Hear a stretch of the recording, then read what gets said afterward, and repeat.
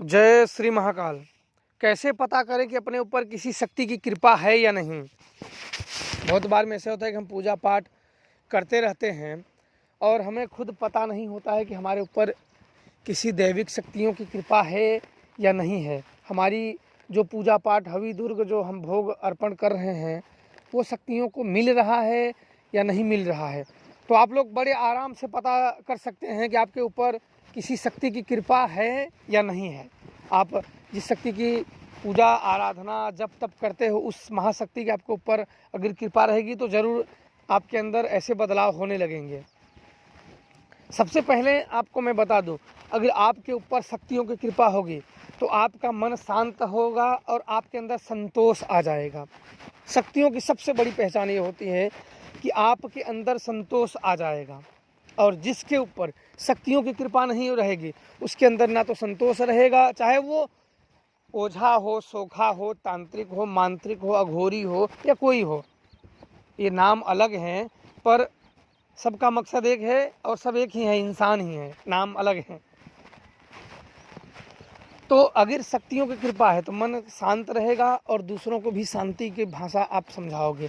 और आपके ऊपर अगर शक्तियों की कृपा नहीं रहेगी या आप ढोंग कर रहे हो शक्तियों के नाम पे, तो आपके मुंह से गंदे गंदे शब्द निकलेंगे अपने आप को महानता दिखाने के लिए, महान अपने आप को बनाने के लिए। क्योंकि अहंकार हमेशा अपने को ही महान समझता है।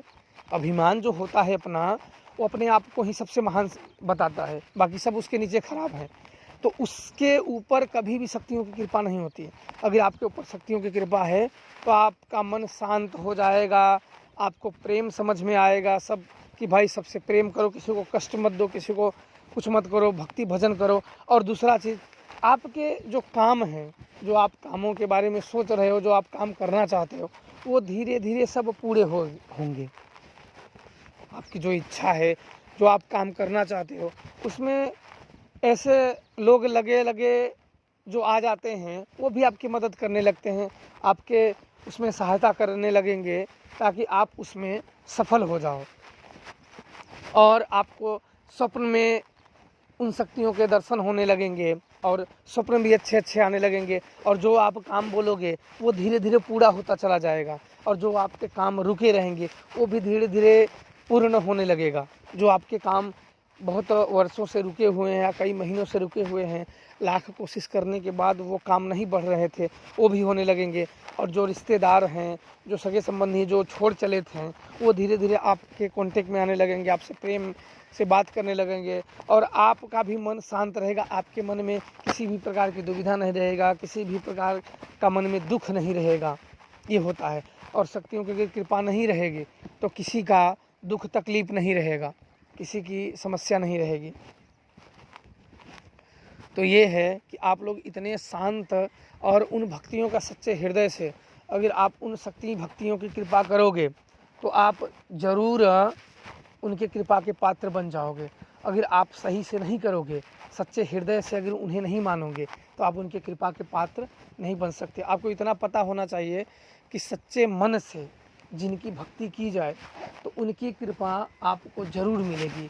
और सच्चे मन से अगर उनकी कृपा नहीं करोगे, तो अगर भक्ति नहीं करोगे उनकी सच्चे मन से, तो उनकी कृपा नहीं प्राप्त होगी। शक्तियों की तो बात छोड़ दो, इंसानों के साथ अगर छल कपट करोगे तो वो तुमसे बैर भाव रख लेगा। तो शक्तियाँ तो बहुत बड़ी चीज़ हैं। तो इसलिए आप लोग को इतना ध्यान दीजिए कि शक्तियों की जब भी आराधना भक्ति साधना करें तो सच्चे हृदय से करें, क्योंकि कपट मन आपको मालूम है कि सदैव दुख ही देता है, और कपट मन से की गई भक्ति कभी भी सफल नहीं होती है। इसलिए आप लोग ये चीज़ ज़रूर ध्यान दीजिए कि जब भी आपको भक्ति करने का मौका मिले या भक्ति करने की इच्छा हुई तो सच्चे हृदय से ही भक्ति करिए ताकि आप सफल हो जाए। और सच्चे मन से अगर भक्ति आराधना साधना नहीं करोगे तो आप कभी भी सफल नहीं हो पाओगे और हमेशा अपने कामों के दोष दूसरों को दोगे। यही होता है ना कि इंसान जब कुछ नहीं कर पाता है तो अपने काम के दोष दूसरों को देता है। यदि ये गलत है, किसी दूसरे को दोष देने से हमारे जो काम है या बुरे चीज़ हैं वो ख़त्म नहीं हो जाते हैं। तो इसलिए इन शक्तियों की कृपा अगर आपके ऊपर है तो ये सब लक्षण बड़े होने लगते हैं और आपकी भक्ति में भी मन जो है वो लगने लगता है। भक्ति आराधना में भी आपका मन लगने लगता है। तो इसलिए आप लोग इतना समझिए, फिर आप लोगों को फिर कभी इसके बारे में पूरे विस्तार से बताएंगे। तो आशा करता हूँ कि आप लोगों को ज़रूर जानकारी हो गई होगी कि भक्ति आराधना आपके ऊपर कृपा है तो कैसे करें। जय श्री महाकाल।